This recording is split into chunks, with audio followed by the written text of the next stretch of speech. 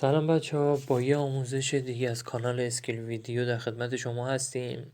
تو این جلسه قسمت دوم ویدیو جیس رو با هم دیگه کار میکنیم. خب تو این جلسه ایف ها و وی مدل رو میخوام بگم. وی مدلی که جلسه قبلی توضیح مختصری دادیم، اما تو این جلسه حالا چیز خاصی نداره، یه توضیح کوتاه دیگه هم در مورد وی مدل ها میگیم. به این وی مدل من دفعه پیش گفتم که تو اینپوت ها استفاده میکنیم. الان یه نمونه براتون بزنم.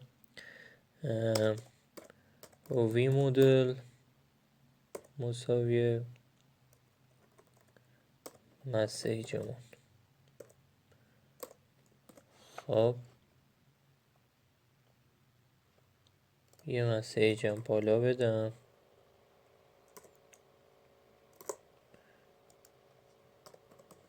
مسیج. حالا بریم اجرا کنیم.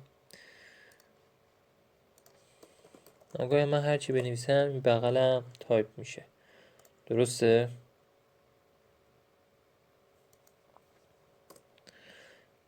بذارید اینم داخل تگ پی بذارم که یه ذره شیک تر بشه کارمون. نگویم هر چی اضافه میکنم اونجا هم اضافه میشه بدون اینکه صفحه ریفرش بشه. خب اینو بگم که وی مخفف همون ویو جی اسه، یه موقع فردا نگید این چیه. و این که این ویو مدل حکم چیو داره؟ همون ولیو تو HTML رو داره. اوکی، این از این. حالا اگه ما اینپوتمون رو عوض کنیم به چه شکل میشه؟ تایپش رو بذاریم مثلا چک باکس. خب نکنیم فالس ترو وقتی کلیک میکنه به صورت اتوماتیک. خب این از این. فقط ما یه نکته در مورد وی مدل ها گفته باشم. حالا میریم سر وقت ایف ها.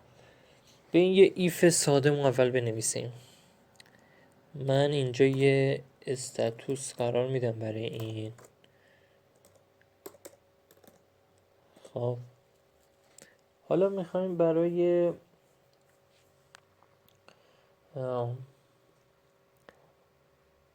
تیکه کد بذاریم که شرط براش بذاریم. درست؟ بذار اینا رو من پاک کنم، بهشون که احتیاجی نداریم. من یه تگ پی اینجا باز میکنم و داخلش مسیج رو برام مسیج که اینجا داریم نیاز نداره. ببین برای این شرط میخوام بذارم. میخوام بگم که وی ایف، شرط با وی ایف می‌نویسیم. اگر استاتوس ما اکتیو بود اینو نشون بده. استاتوس ما استاتوس چیزی که تو ویو تعریف کردیم اینجا مساوی با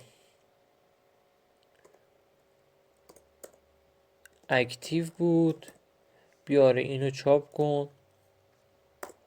خب در غیر این صورت، در غیر این صورت جلوتر میگه واقعا هیچ اتفاقی که نمیافته. بذار اینم بذارم رو ویو. خب الان اصلا چاپ کرد، ویو رو چاپ کرد. اما اگه ما الان این بذاریم یا هر چیز دیگه بذاریم اینو باید چاپ نکنه. نکنید چاپ نکرد. حالا میخوایم شرط بذاریم، else شرطمون رو بذاریم. میگیم که در غیر این صورت میشه وی else. به خیلی ساده است. وی else در غیر این صورت بیا چیکار کن؟ مسیج رو به ما دیگه نشون نده. بگو که استاتوس مثلا اوکی نیست. استاتوس is not active. درسته؟ الان به ما اکتیو رو باید نشون بده. درسته؟ اکتیو رو نشون میده. اگه ما اینو یه آی بذاریم اینجا، یه نکن استاتوس نات اکتیو، این خیلی ساده بدون هیچ مشکلی این کارو کردیم. حالا یه داستان دیگه، حالا من به این شکل میگم، ما میخوایم برای اینپوتمون که تایپش چک اوته، چک باکس میگم چک اوت، چک باکسه یه شرط بذاریم. چک باکس ما هم چیه؟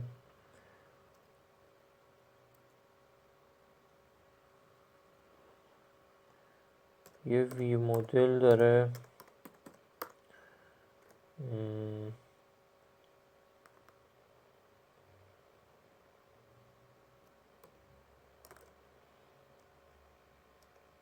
ویو. خب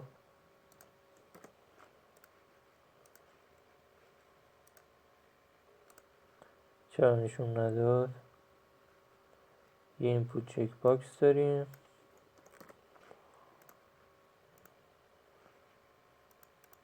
خب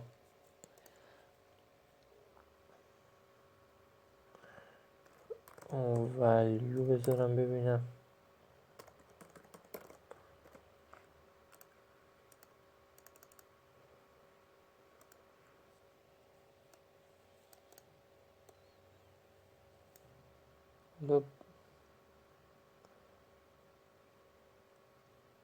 وی مدل مسیج اوکیه. حالا ما میخوایم شرطمون رو بذاریم.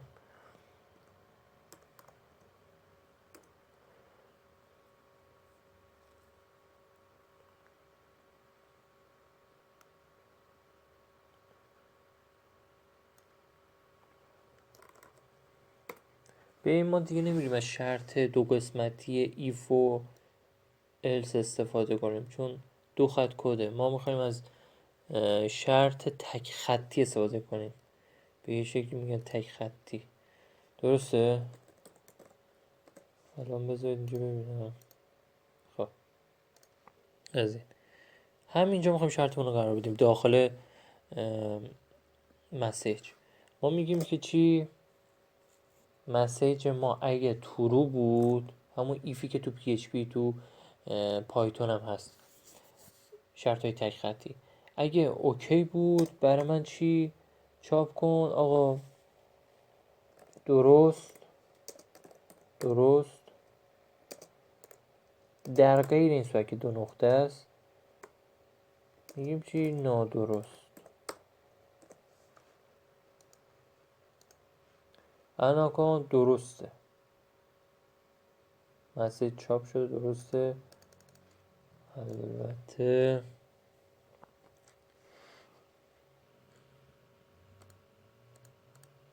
خب الان که شو اشتباهی که من انجام دادم وی مدل نذاشته بودم. خب وی مدل گفتیم اگه ترو بود درست، در غیر این صورت که وقتی ما میزنیم نادرست رو به ما برمیگرده. نکن درست نادرست، بالا هم که ترو فارس.